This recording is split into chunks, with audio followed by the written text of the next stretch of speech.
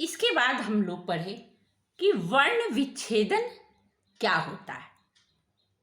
तो जब सफेद या श्वेत प्रकाश की किरण किसी कांच के प्रिज्म से होकर गुजरती है तो गुजरने के बाद यह श्वेत किरण जो है 7 विभिन्न रंगों में विभक्त हो जाती है। यानी 7 विभिन्न रंगों में ये श्वेत प्रकाश की किरण बढ़ जाती है। तो इस तरह विभिन्न रंगों के प्रकाश में अलग अलग होने की घटना को वर्ण विच्छेदन कहते हैं। तो ये जो 7 रंग है, ये 7 रंग क्या है? बैगनी, नीला, हरा, आसमानी, पीला, नारंगी और लाल। ये सातों रंग जो हैं वे एक दूसरे से क्या होते हैं? ओवरलैप किए हुए रहते हैं। ये 7 रंग में विभक्त जरूर होते हैं, लेकिन 7 रंग में विभक्त होने के कारण 7 रंग में विभक्त तो अवश्य होते हैं, लेकिन ये सातों रंग जो है हमें एक पट्टी के रूप में दिखाई देती है। ये सातों रंग जो है ये थोड़ा थोड़ा एक दूसरे के ऊपर चढ़ा हुआ दिखाई देता है, जिसके कारण कुछ रंग जो है वे हमें दिखाई नहीं देते हैं। ये सिर्फ एक पट्टी के रूप में हमें दिखाई देता है। जैसे हम लोग बारिश होने के बाद कभी कभी आकाश में इंद्रधनुष को देखे हैं। इंद्रधनुष में भी 7 रंग पाए जाते हैं, लेकिन कुछ रंग जो हैं वे हमें स्पष्ट रूप से दिखाई देते हैं और कुछ रंग जो हैं वे हमें दिखाई नहीं देते हैं। तो इंद्रधनुष जो है यह एक प्राकृतिक उदाहरण है। किसका? तो प्रकाश की विच्छेदन का, यानी वर्ण विच्छेदन का यह एक प्राकृतिक उदाहरण है। इसमें बैगनी किरण जो है वह आधार की ओर यानी सबसे नीचे और लाल रंग की पट्टी जो है वह सबसे ऊपर हमें दिखाई देता है।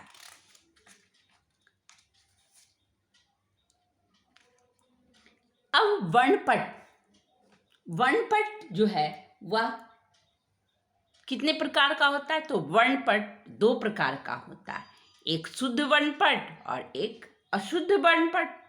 तो वह वर्णपट जिसमें ये सभी 7 रंग अलग अलग दिखाई दें उसे शुद्ध वर्णपट कहते हैं।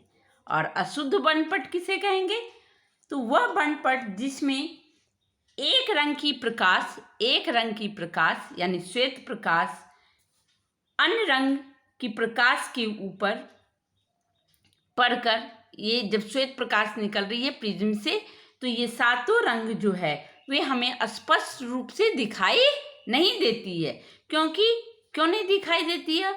क्योंकि प्रकाश की किरण जो है एक के ऊपर दूसरी जो है वह आंशिक रूप से मिश्रित हो जाती है, जिसके कारण यह सातों रंग हमें स्पष्ट रूप से दिखाई नहीं देता है।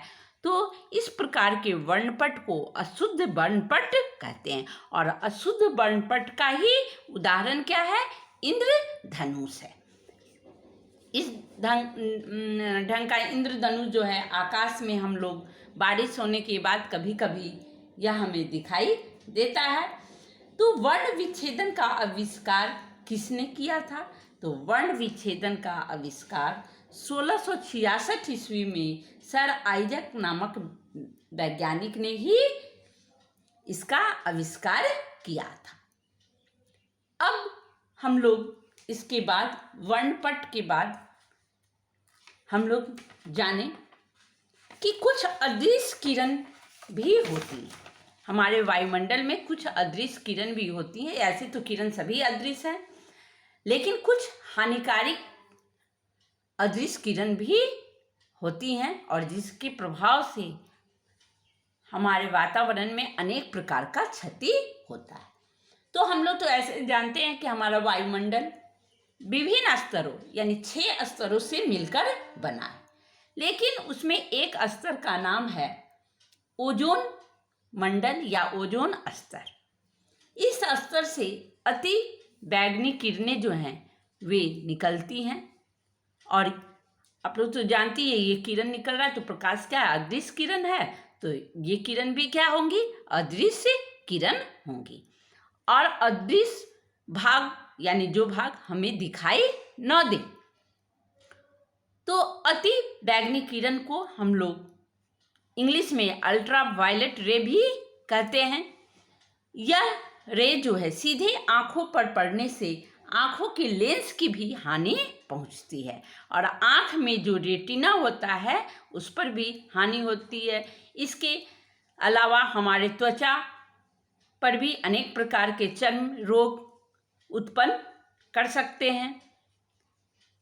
तो सूर्य की प्रकाश से अति बैगनी किरणें जो पृथ्वी पर आती है उसको कौन सा स्तर जो है वह रोकता है, यानी ओजोन मंडल जो है वह इस किरण को आने में बाधा पहुंचाता है। तो इस प्रकार दो अदृश्य किरण कौन कौन हुई? ऐसे तो अदृश्य किरण बहुत सारी हैं, लेकिन कोई भी दो अदृश्य किरण का नाम बताओ। तो दो अदृश्य किरण जो है वे अति बैगनी किरणें हैं और एक्स किरण है। एक्स किरण भी जो है वे अदृश्य किरण है। तो एक्स किरण के द्वारा हम लोग क्या काम करते हैं, इसका क्या उपयोग है? तो जो हमारी टूटी फूटी हड्डियां होती है उसका एक्सरे करके उसका फोटो खींच के हम लोग एक्स किरण के द्वारा फोटो खींचते हैं और टूटी फूटी हड्डियों के बारे में हमें जानकारी मिलती है। लेकिन इसका हानि क्या? जैसे अति बैगनी किरण यानी अल्ट्रा वायलेट रे का हानि था, इससे हमें हानि मिलता था, उसी तरह एक्स किरण से भी हमें हानि पहुंचाती है। एक्स किरण भी हमारे लिए हानिकारक है। जो कोई भी चीज लाभदायक भी होती है तो हानिकारक भी होती है। तो एक्स किरण गर्भस्थ शिशु का नहीं करवाना चाहिए। जो महिला गर्भावस्था में है उनका एक्सरे नहीं करवाना चाहिए। एक्स किरण से कैंसर होने की संभावना होती है। तो इस प्रकार आज यह प्रकाश चैप्टर समाप्त हुआ। मैं अगले क्लास में इस चैप्टर से संबंधित जितने भी प्रश्न उत्तर बनेंगे सभी को मैं आप लोग को ग्रुप में भेज दूंगी। आप लोग इसे अपने अपने फेयर कॉपी में लिख लेंगी। तब तक के लिए धन्यवाद। आज मैं क्लास को यहीं समाप्त कर रही हूँ।